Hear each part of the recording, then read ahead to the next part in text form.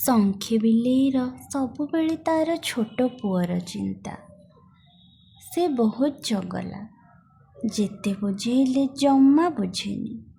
ସବୁବେଳେ କିଛି ନା କିଛି ଗଣ୍ଡଗୋଳ କରି ବସେ। ସାଇ ପଡ଼ିଶାଙ୍କୁ କେତେ ଆଉ ସେ ନେହୁରା ହବ। ଆହାର ଖୋଜିବାକୁ ଯିବା ସମୟରେ ସେ କେତେଥର ତାକୁ ସାଙ୍ଗରେ ନେଇଛି।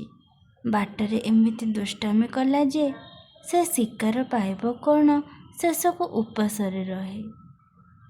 ଶଙ୍ଖି ବିଲେଇ ମୁଣ୍ଡରେ ଗୋଟାଏ ଉପାୟ ପଶିଲା। ପୁଅକୁ ଚାଟଶାଳୀରେ ବସାଇ ଦେଲେ ତ ତା ଦୁଷ୍ଟାମି ଏକାଦିନେ ଖତମ ହୋଇଯିବ। ଆହାର ଖୋଜିବାକୁ ନ ଯାଇ ଶଙ୍ଖି ବିଲେଇ ତା ପୁଅକୁ ନେଇ ଚାଟଶାଳୀ ଗଲା। ମାଷ୍ଟ୍ରଙ୍କୁ ଦେଖି ପୁଅ ଏକଦମ ଚୁପ୍ ହେଇଗଲା। ଶଙ୍ଖି ବିଲେଇ ଯେତେବେଳେ ଆସିବାକୁ ବାହାରିଲା, ପୁଅ ତାକୁ ଛାଡ଼ିଲାନି। ରାହା ଧରି କାନ୍ଦିଲା। ତାକୁ ଘରକୁ ନେଇଯିବାକୁ ମାଷ୍ଟ୍ରେ କହିଲେ। ଏତେ ଛୋଟ ପିଲା କି ପାଠ ପଢ଼ିବ? ଶଙ୍ଖି ମନ ଦୁଃଖରେ ପୁଅକୁ ନେଇ ଘରକୁ ଫେରିଲା।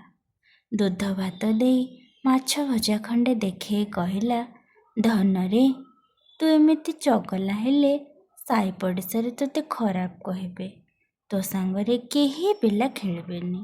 ତୁ କ'ଣ ଏକା ଏକା ଖେଳିବୁ? ଚାଟଶାଳୀରେ ବସିବାକୁ ମନା କରୁଛୁ, ଜେଦ୍ ଧରି କାନ୍ଦୁଛୁ। ପାଠ ନ ପଢ଼ିଲେ ତୁ କେମିତି ଦେଶ ବିଦେଶ କଥା ଜାଣିବୁ? ମଜା ଗପ କବିତା ପଢ଼ିବୁ କେମିତି? ପାଠ ପଢ଼ୁଆ ପିଲା ତୋ ସାଙ୍ଗରେ କଥାବାର୍ତ୍ତା ହେବେନି। ତୋତେ ଖରାପ ଲାଗିବନି? ମୋ କଥା ମାନ, ସୁନା ପିଲା ହେଇଯା। କାଲିଠାରୁ ଚାଟଶାଳୀ ଯା।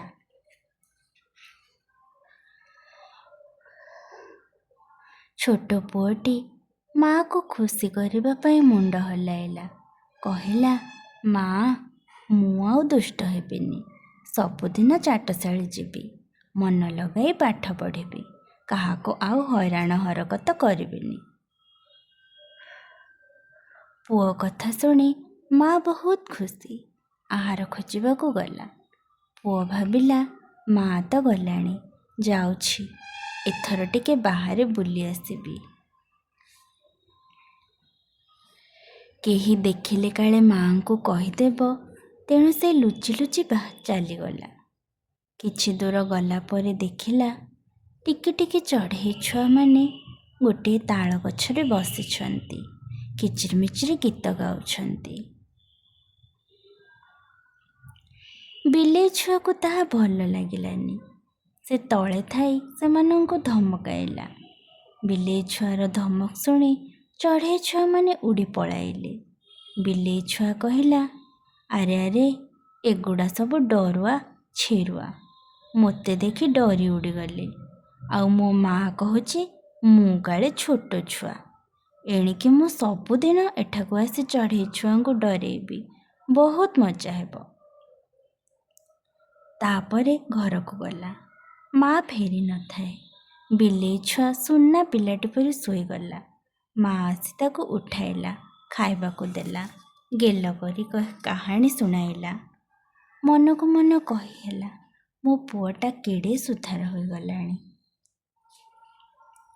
ତା ପରଦିନ ମା ଆହାର ଖୋଜିବାକୁ ଚାଲିଗଲା। ଛୁଆ ବିଲେଇ ଚୁପଚାପ ଘରୁ ବାହାରିଗଲା। ବାଟରେ ଦେଖିଲା, ଚଢ଼େଇ ଛୁଆମାନେ ଝରଣା କୂଳରେ ବସି ପାଣି ପିଉଛନ୍ତି।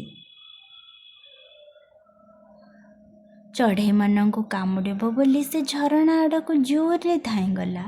ବିଲେଇ ଛୁଆକୁ ଦେଖି ଚଢ଼େଇ ଛୁଆମାନେ ଫୁରଫାର ହୋଇ ଉଡ଼ିଗଲେ।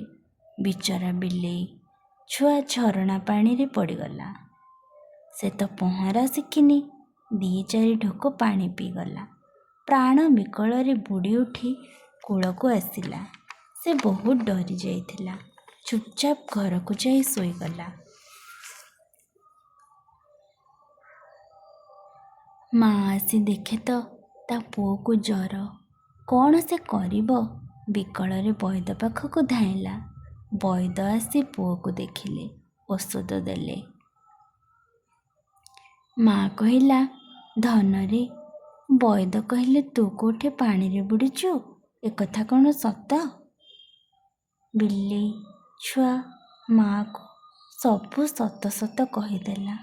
ମାଆ କହିଲା, ତୁ ନିଜକୁ ବଳୁଆ ବୋଲି ଭାବୁଥିଲୁ, ଚଢ଼େଇ ଛୁଆମାନଙ୍କୁ ହଇରାଣ କରିବାକୁ ବସିଥିଲୁ, ହେଲେ ଝରଣା ପାଣି ପାଖରେ ତୋ ବଳ ତ କାଟୁଗଲାନି। ଚଢ଼େଇ ଛୁଆମାନେ କ'ଣ ଦୋଷ କରିଥିଲେ?